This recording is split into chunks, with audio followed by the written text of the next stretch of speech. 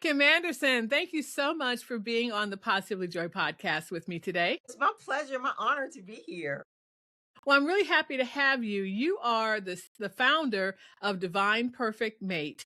Yes, ma'am. And we're going to talk about your business, but what I found so inspiring about you is your experience that brought you to creating this resource for people. And frankly, you've experienced a lot of what the ladies that are listening to you right now have experienced. And Mm, you just took this in a direction to help others through your company. So we're going to get into yes, that. ma'am. But thank you so much for being on the show. And I just want, my audience to learn a little bit more about you because you've got a really interesting background. So tell us, and then also we're gonna, as we always do, we're gonna talk about this, through a lens of faith. Tell us basically, how you traveled this road that brought you to where you are today. Yes, ma'am. Well, usually it is a road, right? It is a journey. Yes, yes, it It's is. probably one, it's probably one that we wish we didn't have at the time. But one of the things that has just been really sort of inspiring and even just like settling from my heart is how God will use every single thing that you experience for his purposes, which in essence makes what you went through good, right? So Yes, it doesn't feel like it at the it, time, but yes. but when he uses it for his purposes, like it's almost mind-boggling to me how 30 years ago the things that I went through and the lessons I learned have, it's almost like a boomerang, like have been able to come back around full circle, and now I can share the wisdom of the lessons I learned with others. It's just, I mean, like it literally blows my mind. So with that understanding, I'll take you back 30 plus years ago, and I found myself in a situation. Oh my goodness, yes. So many stories start off like this. And there I was in a situation. And what I think was, you know, probably most impactful was that I never thought I would be in that situation. But looking back, you're going to say, well, of course, like how else could you have not been in that situation? But I found myself 30 plus years ago, a single mother out of wedlock. So can't say that it was, it wasn't even like you at that point you got married and then no, it was just a mess. My whole perception of relationships and everything was at that point was a mess. I was a child of divorce, so I was raised by a single parent. I had a father that was living in the same city as me, actually living very close to me, but was really just nowhere around. And so from that lens, my whole vision I can see now of what love should have been was just completely warped. But I was at that point just living it out. And so I found myself unemployed with a child, just no concept of anything, completely no self-esteem, full of shame, just like every you name it. And that's what I was experiencing with a man that at that point had no intention of marrying me. Like just I don't know. I was like, how do I get out of this? Because I was just in so much pain and so much embarrassment and so much shame and no, like just everything. And I remember what stuck with me the most, that I think was most devastating, was that I looked around and I thought, I have become a statistic. Yeah. And I was devastated. I was like, how did I get here? How did my life become this? And that was really when I started asking that question. That was really when things began to change. Let me just say that, you may have, so we talk about relationship transitions here, right? Hmm. So your relationship transition didn't start off with a marriage, but the feelings and I think the hope that you had in that relationship is not unlike a relationship where we may be in a marriage and we're hoping that it's going to get better. Right. Right. Exactly. Exactly. And, I have to tell you, I think when I started asking that question, because there was no hope. right? Like I didn't know.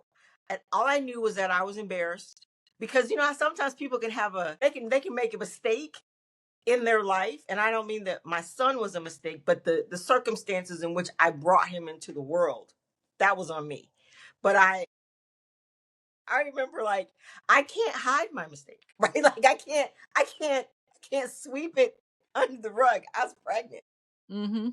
There was nothing I could do. In my city, the person that I got pregnant by was someone who had instant name and face recognition. Even that, like everybody knew then who I got pregnant by, and like it was in the paper, it was on the radio. And I mean, I was just like, I don't know. I don't know what to do. But they also had to learn that this man was not stepping up. But I just knew that my family and my friends and Mm, everybody that knew me knew the story, whether yeah. I wanted them to know it or not. Like everybody knew. So Mhm. I mean, like my family's friends, like everybody knew. The people they went to college with, they're like, you know, like everybody knew. So not only did I take the esteem hit, but the people that had generated esteem through me took the hit Yeah. as well. I mean, and it was just, I tell you, so what do you do when you're getting beat up and you're emotionally distressed and you know you're in that situation? What do you do? I would say, do you go into hiding? Is that what you do? Well, I mean, I was already hiding, but so you know what I did? I went to church. I was like, I don't know what else to do. Okay, that's a good solution. Yeah. Mhm. I want to go to church. And so here's how you know, right? So I go to church, and at that point, you know, I'm not saved. I all my life I've been spiritual and I have known God, Mhm. Father God, like I've known God. Big G But God. yeah, I've known God, and you know, I never questioned the God's existence. He always spoke to me in my dreams. Like, you know, like it just wasn't, I knew God. I knew there was a God. So, but to say that I at that point had a relationship with Jesus, that I was saved, but I can't say that that was the case, but I knew there was God. Mhm. And so I went to church. And I never forget this because this was such a turning point, is that I went there, and I don't know if you've ever heard of Les Brown, but Yes. Les Brown was speaking at the church and I had no idea. I mean, I knew who Les Brown was, obviously, but like I didn't know he was going to be at the church that day. I just went to church. I was like, I'm just going to go to church. And I went, The day you went back to church, Les Brown was there? yeah, he was the one that was He speaking. happened to be a guest speaker. Interesting. And for people who don't know who he is, I'll put a little bit of information in the show notes about him because you should know who he is. Okay. Yeah, right, exactly. And so it was so crowded that I couldn't even get into the sanctuary. I'm in an overflow room. Like that's and I'm going, when I'm in the overflow, I'm like, what? Why? What's happening? And everybody's like, Yeah. oh my gosh, like you didn't know Les Brown was gonna be here today. And I was like, no. Mhm. So I was like, okay, but I'm desperate still. So I'm sitting in the overflow. And Mhm. I promise you, this is the scripture that he said that day that literally began to change my life. It was Second Corinthians 4, verse 8. And this is what it says: We are troubled on every side, yet not distressed. Mhm. We are perplexed, but not in despair. Persecuted, but not forsaken. Cast down, but not destroyed. And I just went, yes, just yes. And I Mhm. and I went, that's in the Bible. What? And at that moment, you know, it just was everything because it just spoke to me so clearly that, yep, things are a mess. Yes. Yeah, yeah, they are. But that's not the end. It's not the end. Just the release and hope that just got put back into my spirit because of that. Mhm. Obviously, I remember it 30 plus years later. Like I was like, okay, Okay. And that point, that was a pivot point that led me to what eventually has will become Divine Perfect Mate. But it was then sort of the catalyst for the transformation. Tell me about the transformation. I sort of tell the story in the steps of Divine Perfect Mate, okay? Because it was sort of like Divine Perfect Mate has 8 steps, but and I've transitioned it to the steps that the Lord took me through. Now, let me just say, I already told you that I was raised by a single parent. I was a child of divorce. My parents themselves ended up being married, I think 8 times between the two of them. Like there wasn't there wasn't a path for me to say, Mhm. follow these steps and you too, Kim, will have, a blessed married life. Like there wasn't anything in front of me that said that this will be your story. So all I knew at that point was that I wanted the pain to stop. Yes. I Completely wanted to stop understand. hurting. I wanted to stop hurting. I Mhm. wanted to stop being ashamed, but that was kind of just down the road. I just wanted it to stop. You were in survival mode at this point. Yeah, Mhm. yeah, and but with a little bit of hope now. So my transformation started with me just getting really real with myself. And I think if I have a superpower, that my superpower is one that I learn my lessons well, but I do my best to not deceive myself. Mhm. Right? I'd already done all the self-deception that I could stand. Mhm. But I just got really real with myself. Like, okay. And when I talk to myself, I'll go like, okay, girl, like just like here's what it is. Keeping it real. Just looking into the mirror, my hand like this is the mirror. Just Mhm. like you don't have to tell everybody else, but do tell yourself. Let's not kid or play with you. You don't got to tell everybody your understanding, but make sure you're telling yourself the truth. Not my Mhm. truth, the truth. Yeah. Because even when I can say my truth, you can deceive yourself. So I said, okay, let's just acknowledge the situation. Okay, let's just be real about where you are. You have done these things. You have now have this result. Acknowledge it.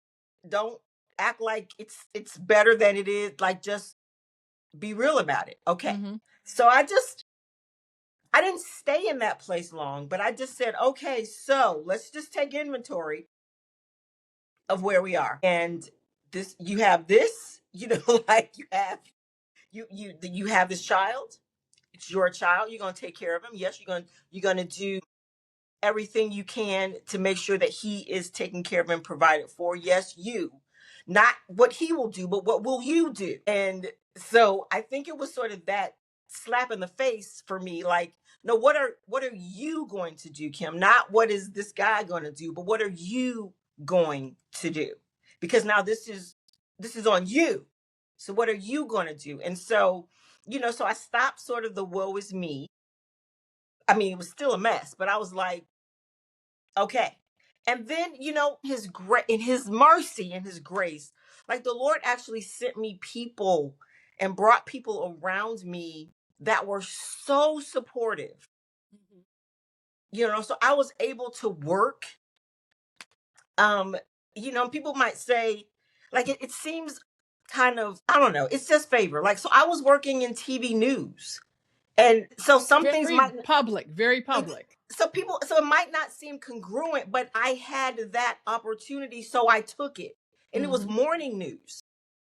So I had to be there at like 4 in the morning, but I took it, and the Lord brought people to watch my son, like just the best people, so that I wouldn't be agitated doing what I had to do to take care of him. But he brought people, I mean, just like salt of the earth people, where I could leave him there, go work at 4 or 5 o'clock in the morning, do Mhm. the news, come back and sleep with him. Like he just brought the best people around me. And I couldn't have started to become more and better if he didn't bring me that support.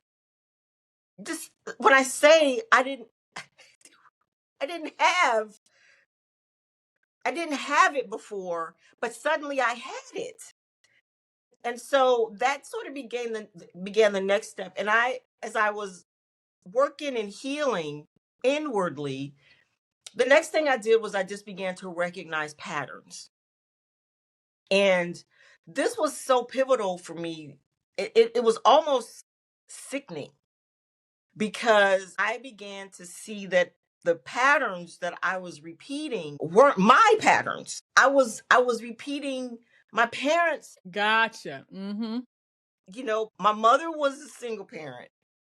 And here I am, I look around and I'm a single parent. And I picked a man very much like my father who was around, but emotionally and all of that wasn't around. And this is when I really knew that I was like, oh, this is getting bizarre. So in my hometown, we had homes that were called like two family flats or duplexes where you could live upstairs, like you could live upstairs and rent out downstairs, or you live on one side and you rent out the other side. So growing up, after my mother was divorced, she lived in a two-family flat. We lived upstairs, she rented out downstairs. And I turned around and I looked, and I, at that point, was living in a duplex. And I was living on one side and renting out the other. And I was like, wait a minute, wait a minute. Yeah. This isn't even my life. I'm just repeating how I grew up. Mm-hmm. And this is nuts. Like, so I don't even know if what I'm experiencing is even really real for me. I'm just a hamster on a wheel. I'm just repeating patterns. Yeah. And to be fair, being a homeowner is not a bad thing, but it wasn't necessarily your thing. It's just you were just repeating what you had seen. Exactly. Like, it wasn't that it was bad, but it wasn't necessarily what I wanted either. Yeah. Right. But I realized I was doing things out of control. Like, I'm not even controlling this. How, once again, how do I get here? So the next thing was for me to then sort of recognize the patterns, Mm-hmm. see them for what they were. And at that point, I knew that there were some things that I had to overcome because obviously I'm just living out subconscious programming. Like, it's just, you know, how do I interrupt? How do I interrupt that programming that I'm just walking out? So I just, did some more soul searching, and I realized that really what Kim was operating out of was a spirit of rejection. Mm-hmm. And I had to sort of deal with some stuff about my dad. And, there were some things that happened over the course of my life that I internalized about his rejection. And I can't say, oh, but didn't your dad love you? Yeah, I'm sure he did. I'm sure he did. Mm-hmm. We became friends later, but truly there were things like, as a kid growing up, my dad, when he remarried, his second wife, her birthday was the same day as mine. Ooh, that's tough. So when my dad did not acknowledge my birthday, Mm-hmm. what do I do with that? Yeah. Because if I know his wife's birthday is the same day as mine, they knew that her birthday was the same day as mine. Mm-hmm. So if he doesn't acknowledge it, Yeah. what do you do? Yeah. What do you do with that pain? Like, you can't act like, these things don't matter. And so I realized, I had this revelation through this process that I had to overcome a spirit of rejection. Mm-hmm. How I overcame that spirit of rejection was through forgiveness. Yes. Forgiveness. Forgiveness is a superpower. Forgiveness is no, so important because you are keeping all that bottled up and it's hurting no one else but yourself.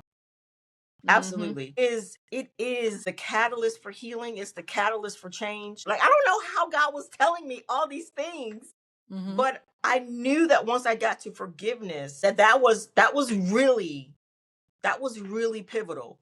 And Mm-hmm. it was a process, like I learned in that process that I had to be willing to forgive. And I understood the purpose of forgiveness, that it wasn't saying that what they did was okay. It was just clipping those things in my heart to say that I'm no longer manipulated by it. I'm no longer moved by it.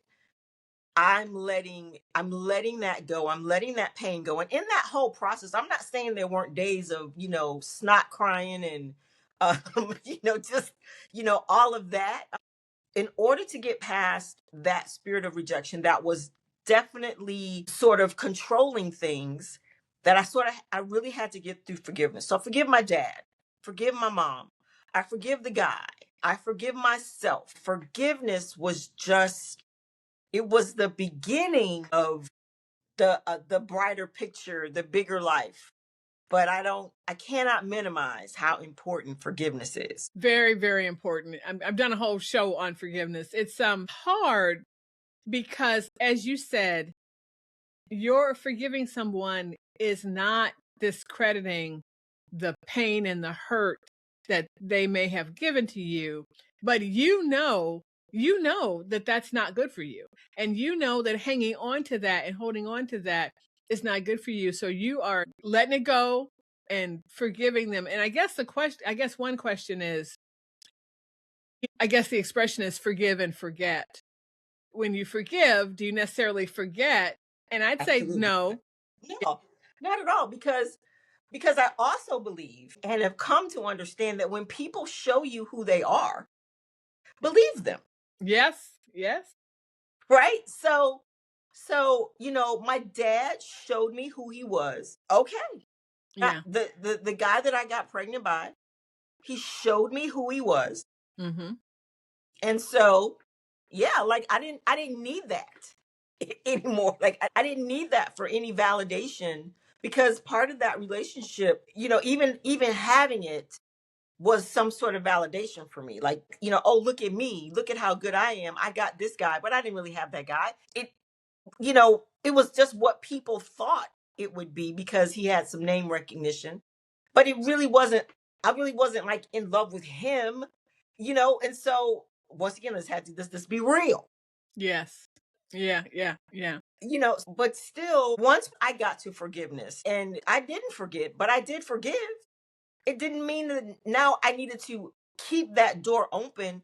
In as much as he was the father, I didn't need to have that intimate relationship with him anymore, because my goodness, like, he's already shown me that he bless his heart, that he's not capable of being the person that I would want to be married to long term. And I will give him credit and say that when he and I were together, he should not have married me, because I Mhm. was not the woman Yeah. that could sustain, handle, and at that point deserved to be married. Mm. So so hear me. I don't blame him for the role I played. How about Sure. that? Yeah. Yeah. And I get that. I get that. Now, would it have been easy enough to just stay in maybe a relationship of convenience, perhaps? But, I don't know. Did you mutually agree that we're just going to walk away? Or how'd that happen? No, I left. That's a I hard left. decision. Yeah. It's courage isn't courage until you need to be courageous, right? Mm. And so yeah, no, I left, and I made a conscious decision. Um, Once again, I'll never forget it, that with him, I made this conscious decision that I was never going to use my body to keep his attention. Yeah. So Yeah. I mean, I'm almost embarrassed, but that's what it was. Mhm. So I made a conscious decision that, and at that point, I sort of began to cover up how I dressed. It sort of changed how I dressed. Yeah. So I took myself being presented that way off the table, which was his world. So Understood. Yeah. I took And myself out of that game. especially in an entertainment, Mhm. news slash entertainment, um, world. so I am not in TV journalism, but I am a journalist. I'm in print journalism. But I understand that that can be part of that world is how you present yourself. Mm-hmm. Mm-hmm. And yeah, I completely hear where you're coming from. Yeah. Mm-hmm. Mm-hmm. And so from there, as I sort of got everything cleared out, went through the forgiveness process, at that point I was kind of a clean slate. Mm-hmm. And that's when the Lord was like, okay, Kim, now I want you to dream. And I was like, dream? Dream? What does that look like? Right. Yeah. So Right. he was like, well, now you can be sort of begin to think about who it is you would want. Mm-hmm. And I was like, okay, so let's work on that. And so it took me, I don't know, it wasn't a flippant sort of exercise, but it was like 10, it came down to 10 qualities, characteristics, values of what an ideal husband would have. And the Lord really tricked me on this, and I'll tell you how he did it in a minute. So, and it wasn't flippant, but it was like, what types of things would you like him to have? Not physical things, because remember, I just came off the whole physical thing, Right. but truly qualities, characteristics, values. Like, what would you want your ideal person to have? Mm. Yeah. So I said, okay. So And people might be listening saying, oh, well, you got lucky. I mean, he did all that for you, but he's not going to do that for me. I mean, but he will. well, I know.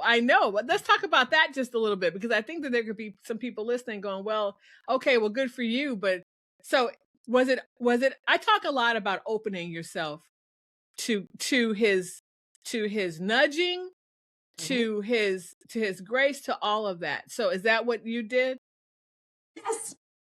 Not really realizing it. I was, Yeah. like, I don't know that I was like, I can't say I was seeking his hand in that way, but but I'm purposely seeking out. I'm listening. I'm being still. Now I'm a hearer. Mm-hmm. Some people are seers. I'm a hearer. So I was listening for that instruction. Yeah. So I've always been that way, but when it's more pointed now because I've gone through some processes with him. I'm Mm-hmm. saying him even if I'm saying him with the understanding that it had to be God Yeah. because there was no one. It wasn't like I was going to church and someone from the pulpit was saying, "Okay, ladies, now that you've done this part, let's do this." So I'm being led divinely. Yeah. So it had to be God because it wasn't anything that I knew or that I could think of. Mm-hmm. So here I am, and at some point I want to say in this I might have heard, I think, and once again just wisps of inspiration, just wisps. I think I might have been at my mother's house, and I heard Miles Monroe. Wasn't like I listened to him, wasn't like I followed him, but just a wisp. I remember him saying, everything that's good for you, it may not be right, but everything for you that is right will be good. And Mm. I went, just Yeah. enough of something that I would, and I remember I wrote that down and I said, everything that's good may not be right or righteous, but everything for me that is righteous will be good. And I was like, huh, okay. So I would grab hold of like these nuggets of inspiration. And so when I started writing this list, honestly, there's some things I remember that were on the list, and some things I don't. But here's where it was magical. Here's where it just that so I came up with the list, let's say, of 10 things: qualities, characteristics, values. Mm-hmm. And I thought, hey, bring him to me, Lord. Okay, okay. And he said, okay, girl, okay.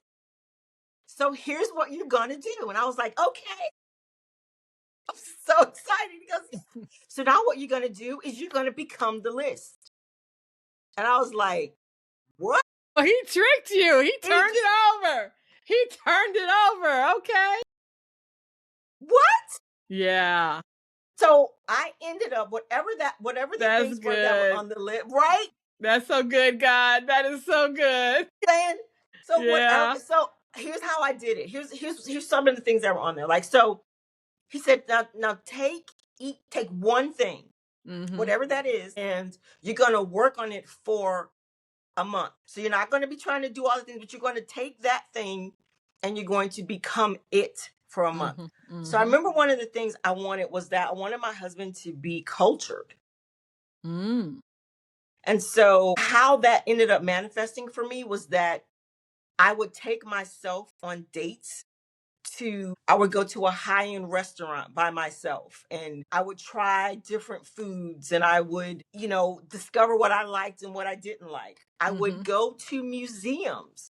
And I just have to interject, discover what you liked, because remember, you were living your whole life based on a pattern that wasn't even yours. Exactly. It was so powerful. Like Yeah. just it's mind-blowing how Yeah. like I said, he used everything. Yeah. So I liked going to museums Mhm. as a kid. So I would we had a wonderful art museum in the city I grew up in. And so I would just go to the museum and look at the exhibits and, Mhm. and just look at the paintings and look at the sculptures, like just really embrace that beauty. And I Mhm. loved it. I loved going to museums. And so I would do that. I would go to plays. Broadway plays would come through the city. I would go to plays. I went to opera. I really discovered I really didn't like opera, but I went. Mhm. I don't get this, but Yeah. I did things that would enhance me Mhm. culturally. Yes. And so like that's just an example of how I would sort of take the month and just work those things, work Yes. those qualities, work those values. Because what I discovered is that truly that like attracts like when it comes to Yes. relationships. And I Yes. know we've been told that opposites attract.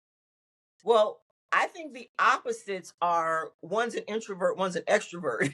Mhm. But because you can't have two introverts together, no one will talk. And if you have Right. two extroverts, no one will listen. That's true. So I think the opposites are introvert, extrovert, but like attracts like because you have to have your relationship be based on the Mhm. things that are most important, and those things are really going to be unchangeable. Mhm. So if we don't even have the same values, if we don't have the depth of, if loyalty was important to me but I hadn't developed loyalty, then those it's not going to work. So I was tricked. Holy Spirit tricked me. Create this list. Okay, now become the list. And I was like, No, I wow. love that. I love that.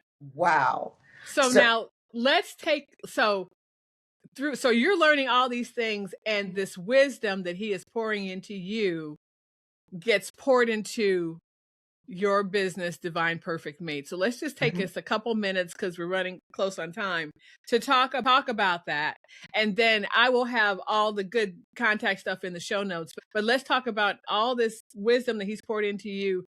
And Mhm. now you have an opportunity to help other people. Absolutely. And the blessing of this was that through sort of my midlife transition, the Lord was like, hey, Kim, if not now, when? And I had Divine Perfect Mate in my mind for a decade at least. Mm-hmm. And I was like, yeah, I'm going to do it. Yeah, I'm going to do it. Yeah, I'm going to do it. And, in 2024, it was kind of like everything's changing, right? Like everything's changing. So if not now, when? Mm-hmm. If not you, who? And part of my midlife transition and change was sort of stepping into the wisdom that, like you said, stepping into the wisdom, acknowledging the wisdom that the Lord had poured into me, and now to be able to present it to others in a way that could be a benefit and a blessing to them. Mm-hmm. And so we finally sort of started putting all the pieces together, on the front end, the sites, all of that, the PDFs, all, just all of those things, but to put it together in a way that it can now be shared with others on a bigger scale than, just one on one. And do you have any resources on your website that you want to point people to? Yes, please. So if you would go to divineperfectmate.com. There's a free PDF there for the listeners that actually explain the 8 steps that we just sort of talked about, which was that Mhm. divine process that the Mhm. Lord took me through. And so there's a free PDF there. And additionally, once you do that and you get your PDF, you're then going to be put into our community. It's sort of a one step process. And in there is where we can talk and where we can chat. And if you have questions, if you want to set up coaching, we're doing an 8 week sort of a process where you can work with me for 8 weeks and get you off and onto your pathway for your divine perfect mate. And so I believe firmly that the principles that he poured into me, that he laid out for me, anyone can follow. Mhm. You know what a mess I was. It was a mess. But Yes. but the love that was created, that he had designed for me, has lasted, and we've been married now over 30 years. Mm. And Such a so blessing. it's been easy. It's life's maybe been challenging, but he and I, he and I have been solid from day one. And so people say sometimes that, oh, well, you're the unicorn. I don't think so. I think maybe he made us a unicorn so that we stand out and people go, wow, like, really, you can do that? Yes. Now I will gladly show you the process that we went through, that I went through, that ended up creating a marriage that could last more than 30 years. Yeah, so good. Kim, woo! My goodness, this was a journey. This was a journey, and thank you so much for taking us down this path because it, like you say, if not you, who? I mean, why would he pour all this information and this wisdom into you for you to keep to yourself? Yeah, yeah, and I feel the same way, and I feel the same way. Yeah, exactly. Why? Why do we go this way? So, well, thank you so much. So, I'm going to make sure I get all the goodies. I'm going to have everything, in the show notes for people to take a look at to get to you. Yes, And please. I just really appreciate you being so open and honest with us. Thank you so much. Oh, my pleasure. Any parting words? God is no respecter of persons. And so I know you said sometimes people think, well, he did that for you. Yeah, he did. But he's no respecter of persons. And if he could do it for me, he will do it for you. Just gotta, maybe there's just some tweaks, some things, some forgiveness that you might have to go through. Most people are probably further ahead than I was, so you may not have to go through all of that process. I think some people may be closer than they think, but it's still possible. It's still possible. We wouldn't even have launched this if the Lord didn't want his people to truly experience his love here on earth. Just right, just he's not like that. Perfect. Perfect way to end it. Thank you so much, Kim. My pleasure. Thank you so much for having me. It's been such an honor, Yvette.